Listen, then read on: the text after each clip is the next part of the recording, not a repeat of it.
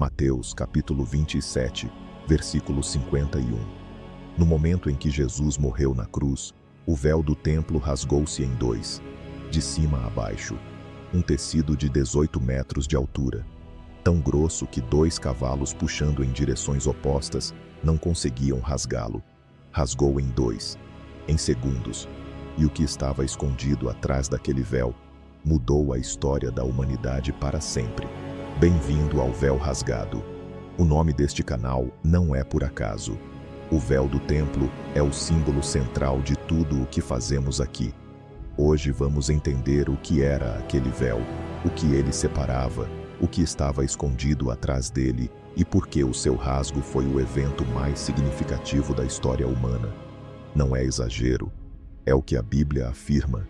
Para entender o véu, precisamos primeiro entender o templo. O templo de Jerusalém era dividido em 3 partes principais. O átrio exterior, onde qualquer israelita podia entrar. O lugar santo, onde apenas os sacerdotes podiam entrar para realizar os rituais diários. E o lugar santíssimo, o Santo dos Santos, onde absolutamente ninguém podia entrar, exceto o sumo sacerdote, uma vez por ano, no dia da expiação, Yom Kippur, e mesmo assim, apenas com sangue de sacrifício, porque o lugar santíssimo era a morada da presença de Deus na terra. Era lá que ficava a Arca da Aliança. Era lá que Deus se manifestava entre os querubins. E o véu era a separação entre o mundo humano e a presença de Deus. Êxodo capítulo 26 descreve o véu original do tabernáculo, feito de linho fino torcido, azul, púrpura e carmesim, com querubins bordados nele. O véu do templo de Herodes, o templo que existia no tempo de Jesus, era ainda mais impressionante.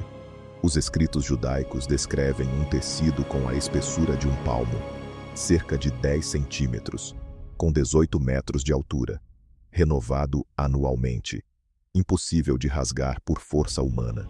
O lugar santíssimo escondia o centro da fé de Israel, a Arca da Aliança, uma caixa de madeira de acácia revestida de ouro por dentro e por fora, com uma tampa chamada propiciatório, o lugar da expiação.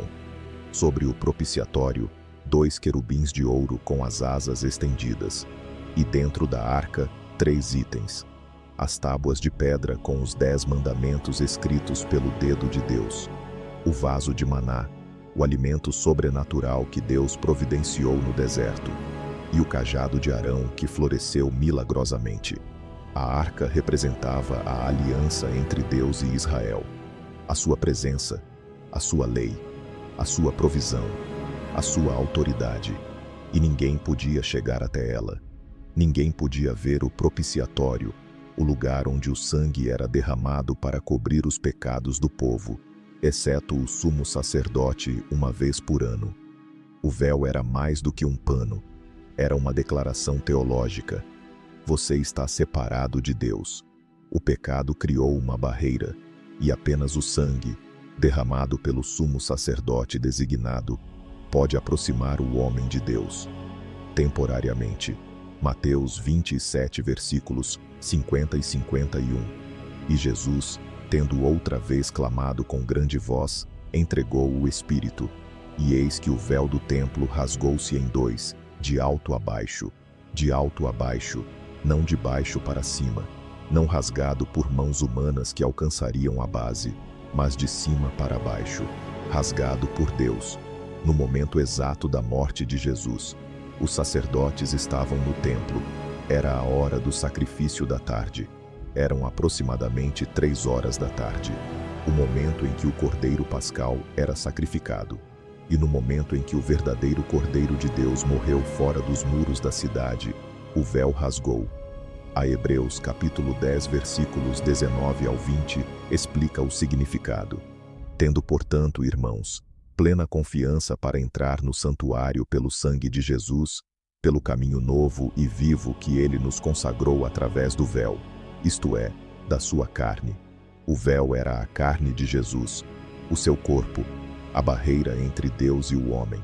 E quando esse corpo foi rasgado na cruz, o acesso foi aberto, para sempre, Para todos, o rasgo do véu não foi apenas um milagre físico, foi uma declaração teológica de Deus para a humanidade. O sistema antigo acabou. O sumo sacerdote humano já não é necessário. Os sacrifícios de animais já não são necessários. O acesso a Deus já não é mediado por um homem que entra uma vez por ano num lugar físico. Jesus é agora o sumo sacerdote eterno. Hebreus capítulo 4, versículo 16. Chegue-nos, portanto, com confiança ao trono da graça, para que possamos receber misericórdia e achar graça em tempo oportuno. O trono da graça, o lugar santíssimo, agora acessível a qualquer pessoa, em qualquer momento, em qualquer lugar, sem véu, sem sacerdote humano, sem sacrifício animal, direto. O nome deste canal é Véu Rasgado, porque é isso que fazemos aqui. Rasgamos os véus que cobrem as verdades mais profundas da Escritura, para que você possa ver o que está escondido. No próximo episódio, vamos falar sobre os anjos de Deus, quem são, como são organizados e o que a Bíblia realmente diz sobre eles. Se você chegou até aqui, você já sabe que a Bíblia guarda muito mais do que nos ensinaram. Inscreve-se no canal, ativa o sino, não perca o próximo episódio. O véu está rasgado.